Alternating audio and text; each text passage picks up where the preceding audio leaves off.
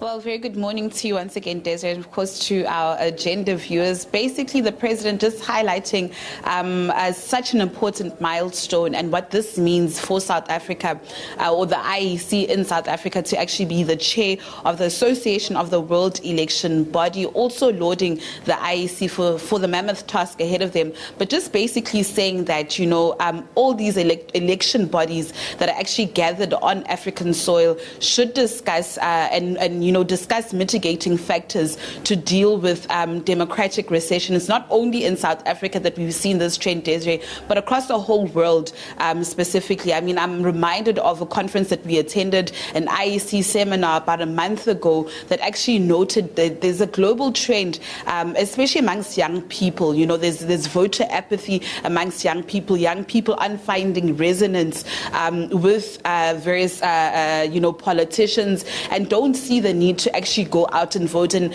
I mean, this reminds us of what actually happened last year at the 2021 polls. 26 million people were registered to vote, but Desiree, how many people actually pitched up at those voting polls? Around 8 million people, and of that 8 million people, over 170,000 young people went out to vote, and that is actually the lowest since the dawn of democracy. So I mean, this conference seems or actually has gathered to actually tackle such issues and democratic recession, as some have actually labeled it across the country. But I mean, the IEC really has its hands full with this work, as Natasha is now the new, chair of the AWEB, and of course this also comes at a time where the IEC is actually preparing for the national elections in 2024. So I mean, we just concluded a media briefing. We were just talking about those issues. We asked him what would his first responsibility be, and of course today he is tasked with chairing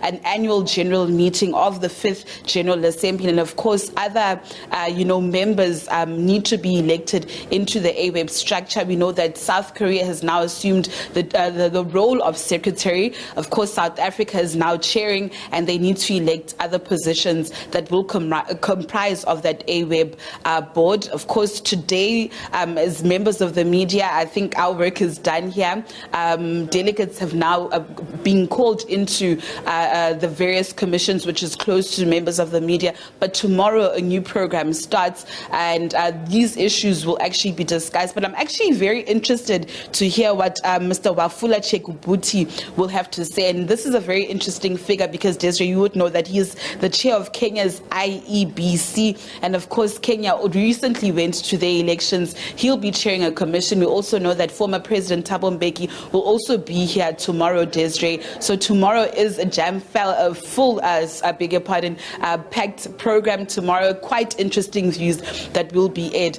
But also on the sidelines of this commission, just briefly at the press briefing, we managed to engage the Minister of Home Affairs, Mr. Aaron Motsoaledi, over the electoral amendment bill. Remember, there's been a furore, especially from civil society groups, and civil society groups have been critical of the minister, saying that this bill and asking for the president to actually not sign the election the electoral amendment bill, which is before Parliament. We do understand that members of Parliament will be somewhat voting on this bill tomorrow. We've heard civil society organizations calling on MPs to actually reject the bill, but also civil society organizations, Desiree, raising a very pertinent point, saying that members of Parliament have actually not gone through this bill and actually don't know what it is in its entirety, and have asked for them or have asked for this bill to actually be changed in its current form. Remember, in 2020, we covered this story quite extensively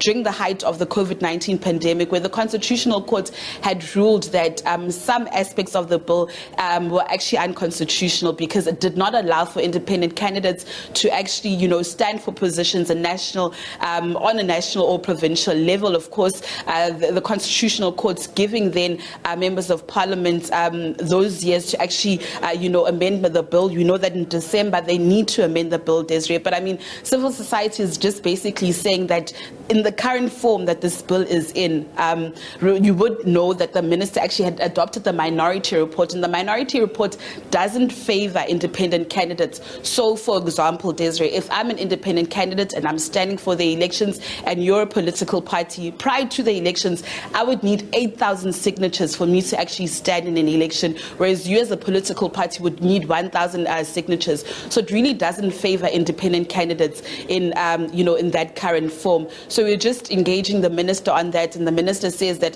there's nothing untoward with civil society being against this bill. And of course, members of parliament will be deliberating on that bill tomorrow. He also spoke, about other issues with the outgoing chair, what lessons he's learned during his tenure at the AWEB. And of course, he'd noted that, listen, it was the first time for some electoral bodies like the IEC to actually hold elections under the COVID-19 pandemic. That was quite challenging, but of course they've overcome that milestone. So just interesting conversations that actually took place here, Desiree, at the ICC in Cape Town, and of course we expect tomorrow to be quite as interesting as well. Just in terms of the other attendees, Natasha, what are you getting are the issues, the electoral issues in the different countries of the people who are attending? Well, it's somewhat the same, Desiree, actually. Democratic recession, people not coming out anymore to the polls, voter apathy, people not somewhat finding a connect between the various political parties within their countries. So, I mean, all these electoral bodies will be, taking stock of the various challenges that they face in their various countries when it comes to, electoral democracy and whatnot. So these are just interesting conversations that are actually coming out. But of course, extensively, these issues will be discussed tomorrow extensively. They will be finding ways and mitigating circumstances as well to actually overcome what they call electoral recession or democracy. So, I mean, these are just really interesting conversations that they will have, and they'll be taking stock of these.